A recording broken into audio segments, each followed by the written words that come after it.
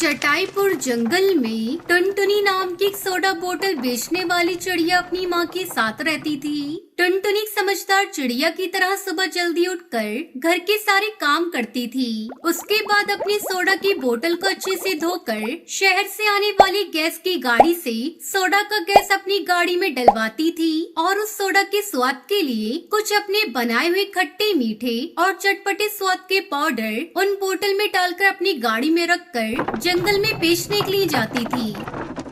Soda ले लो soda, खट्टा मीठा चटपटा सोडा ले लो सिर्फ 10 रुपए में। आओ भाई आओ, गर्मी में सर्दी का एहसास दिलाएगा मेरा खट्टा मीठा सोडा।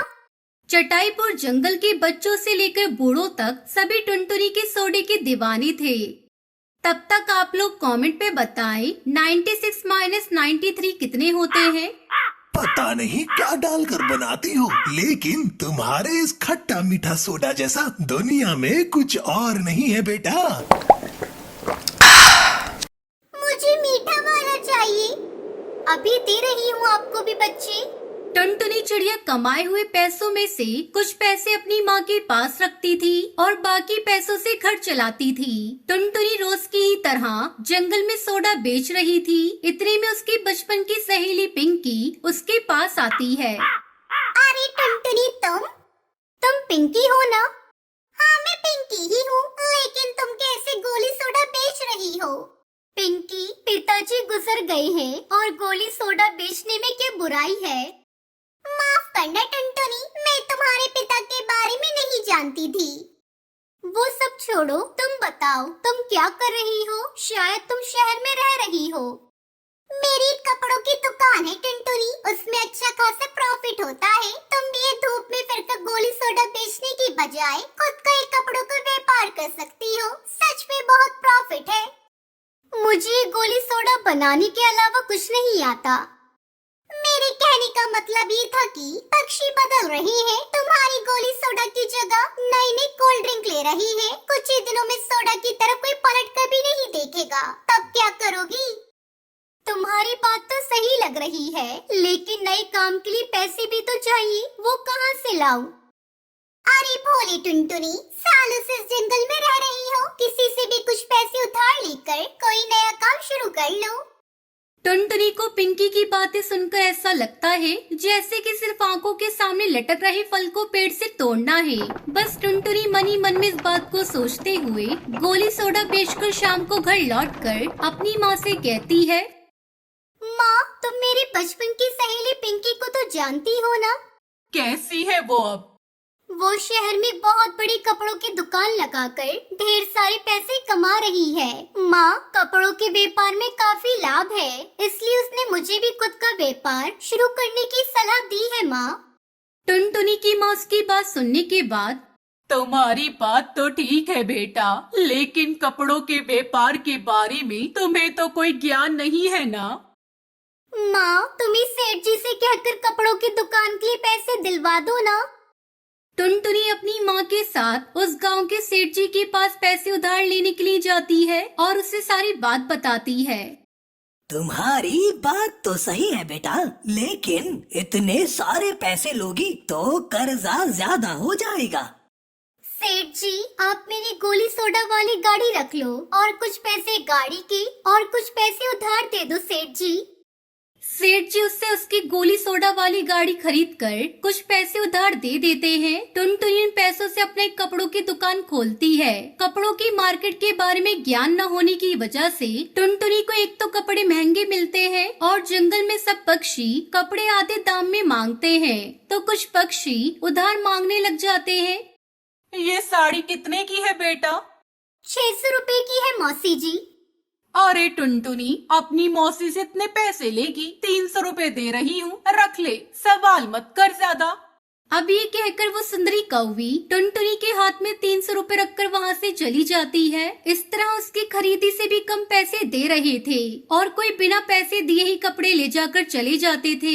इस वजह से टुनटुनी की दुकान कुछ ही दिनों में बंद हो जाती है। टुनटुनी कुछ दिन परेशान रहती है और उसकी परेशानी को थोड़ा बढ़ाने के लिए उसके कर्जदार भी उसके घर आने लगते हैं।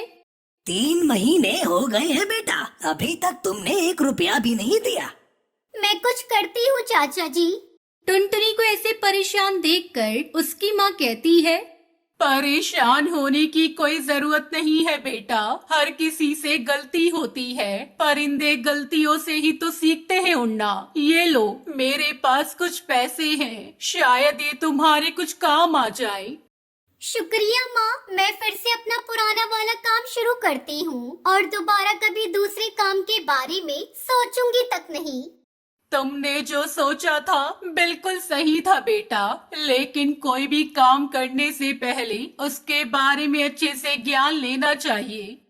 टुनटुनी अपनी माँ के दिए हुए पैसों से उस सेठ जी से अपनी गोली सोडा की गाड़ी खरीद कर फिर से अपना पुराना काम शुरू करती है। सोडा ले लो, सोडा, खट्टा मीठा चटपटा सोडा ले लो, सिर्फ 10 रुपए में। आओ भाई आओ, सोडा ले लो। अरे टुनटुनी, तुम्हारा गोली सोडा काफी मिस किया है, एक नींबू सोडा दे दो। टुनटुनी 2-3 सालों में अपने कर्ज के सारे पैसे लौटा देने के बाद दूसरे काम में पैसे निवेश करने के बजाय खुद के पैसों से गोली सोडा की ही एक बड़ी दुकान खोलती है और उसकी दुकान अच्छे से चलने लगती है। पिंकी चिड़िया की तरह बड़ी बड़ी बातें करके आसमान की सैर कराने वाले तो बहुत होते हैं, लेकिन हमें पंख वहीं तक फैलाने चाहिए जहाँ तक हमें इल्म हो। अगले दिन पक्षी आकर जैसे एटीएम मशीन में कार्ड डालते हैं तो व्यापारी अंदर से कार्ड लेकर उन्हें खराब हुई स्ट्रॉबेरी देने लगा। मीरापुर गांव में हर मंगल को सब्जी मंडी लगती थी। उस मंडी में टुनटुनी नाम की एक चिड़िया स्ट्रॉबेरी वाले के पास गई और बोली, अरे भैया, 2.5 किलो स्ट्रॉबेरी कितने रुपए किलो दे रही हो? 150 रुपए किलो दे रहा हूँ। टुनटुनी ये सुनकर मन ही मन में खुश होने लग जाती है। ये देखकर दुकानदार बोलता है, आपके खुश होने की वजह मैं पूछ सकता हूँ? मेरे पति ने पहली दफा खेत में स्ट्रॉबेरी उगाई है। अगर ऐसे ही हमारी सारी स्ट्रॉबेरी बिक जाए तो फिर तो हम खुशहाल हो जाएंगे। मैं बहुत खुश हो रही हूँ। टुनटुनी का पति खेतों में जाकर अपनी सारी फसल काटकर एक गाड़ी में भर लेता है और फिर उसे गांव के व्यापारी के पास लेकर जाता है। अरे भाई, स्ट्रॉबेरी दुकान पर 150 रुपए के हिसाब से बिक रही है। मैं आपको 50 रुपए किलो के हिसाब से देता हूँ। इससे आपको भी फायदा होगा और मुझे भी। व्यापारी हंसते हुए बोला, लगता है तुमने पहली बार फसल उगाई है, इसलिए पागलों की तरह बातें कर रहे हो। फसल उगाने वाले को कभी इतना दाम नहीं मिलता। अगर 20 रुपए किलो के हिसाब से मुझे देना है तो ठीक है, वरना जाओ यहाँ से। मेरा कीमती वक्त बर्बाद न करो। व्यापारी की बात सुनकर कालू उदास मन से वहाँ से चल पड़ता है। घर पहुँचने के बाद टुनटुनी बोलती है, क्या हुआ जी, आप इतने उदास क्यों हो? कालू सारी बात अपनी बीवी और बेटी को बताता है। अच्छा, अगर ये बात, तो बेचारे किसान को धूप बारिश में इतनी मेहनत करने की क्या जरूरत है? इससे तो अच्छा है बंदा कोई और ही काम कर ले। तब कालू की बेटी पिंकी बोलती है, पिताजी, हम क्यों खुद नहीं बेच सकते स्ट्रॉबेरी? बेटी, अगर 5-10 किलो होती तो हम खुद बेच देते, लेकिन अब हम पूरी फसल को कैसे बेच सकते हैं बेटी? और मंडी तो हमारे गांव में मंगल के मंगल लगती है। अगले मंगल आने तक हमारी सारी स्ट्रॉबेरी खराब हो जाएंगी। मेरे पास एक तरीका है। एटीएम से जब पैसे निकाल सकते हैं ना, वैसे स्ट्रॉबेरी का एटीएम हम बना लेते हैं और जिसको स्ट्रॉबेरी चाहिए होगी वो पैसे डालकर ले लेगा। ये आइडिया तो बिल्कुल ठीक है। इस तरह कस्टमर को भी फायदा होगा और हमें भी।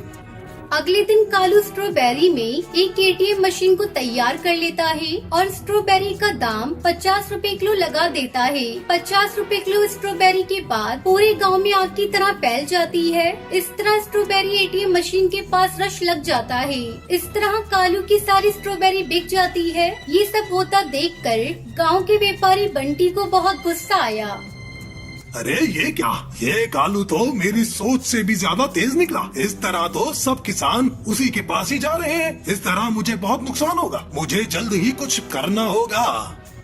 उस रात व्यापारी सारी खराब स्ट्रॉबेरियां लेकर एटीएम मशीन में बैठ गया। अगले दिन पक्षी आकर जैसे एटीएम मशीन में कार्ड डालते हैं तो व्यापारी अंदर से कार्ड लेकर उन्हें खराब हुई स्ट्रॉबेरी देने लगा। ये देखकर पक्षी गुस्से से लाल हो जाते हैं और कालू को सुनाने लगते हैं, अरे ये क्या, मैंने तो खुद एटीएम मशीन में साफ स्ट्रॉबेरीज डाली थी। जरूर दाल में कुछ काला है। कालू ने एक लोहे को काट की तरह काट कर आग में जलाया और उसे मशीन में डाला। अंदर से व्यापारी जैसे ही काट को पकड़ता है तो उसका हाथ जल जाता है।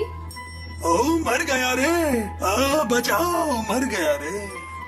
व्यापारी की आवाज सुनकर पक्षियों ने दरवाजे से व्यापारी को बाहर निकाला और खूब मारा और वहाँ से भगा दिया। अब सब पक्षी कालू की स्ट्रॉबेरी एटीएम की मशीन से स्ट्रॉबेरी खरीदने लगे। अब वो अपनी पत्नी और बेटी के साथ खुशी खुशी रहने लगा। बहुत समय पहले ढोलकपुर के जंगल में कालू अपनी सौतेली माँ के साथ रहता था। कालू अपनी पत्नी टुनटुनी और अपने बच्चों से बहुत प्यार करता था, लेकिन कालू की सौतेली माँ दोनों पति पत्नी से दिन भर काम करवाती और उन्हें भरपेट भोजन भी खाने को नहीं देती थी। टुनटुनी अक्सर अपना भोजन बच्चों को खिला देती और खुद भूखी रह जाती। एक दिन कालू घर पर आराम कर रहा था। उसे आराम करते समय सुंदरी कौवी देख लेती है और उस पर चिल्लाने लगती है। अरे कालू, ये क्या? ये कोई आराम करने का समय है? चल जा, जाकर खेत में गन्ने की रखवाली कर, वरना कोई गन्ने चुरा कर ले जाएगा। माँ जी, कालू जी तो अभी अभी खेत से ही आए हैं। इन्होंने सारे गन्ने के खेत में पानी डाला है, बहुत थक गए हैं। इन्हें थोड़ा आराम कर लेने दीजिए। तब तक आप लोग कमेंट में बताएं 69 - 59 कितने होते हैं। तू अपना काम छोड़कर यहाँ क्या करने आई है? जा जाकर अपना काम कर। पति पर बहुत प्यार आ रहा है, इसकी तरफदारी करने की तुम्हें कोई जरूरत नहीं। ये काम करेगा तभी तो तुम लोगों को भरपेट भोजन मिलेगा। टुनटुनी, तुम माँ से बहस मत करो, जाओ जाकर अपना काम करो, मैं खेत पर जा रहा हूँ। अरे थोड़ा रुकिए तो, भोजन करके जाइए। सुबह से ही खाली पेट आप काम कर रहे थे।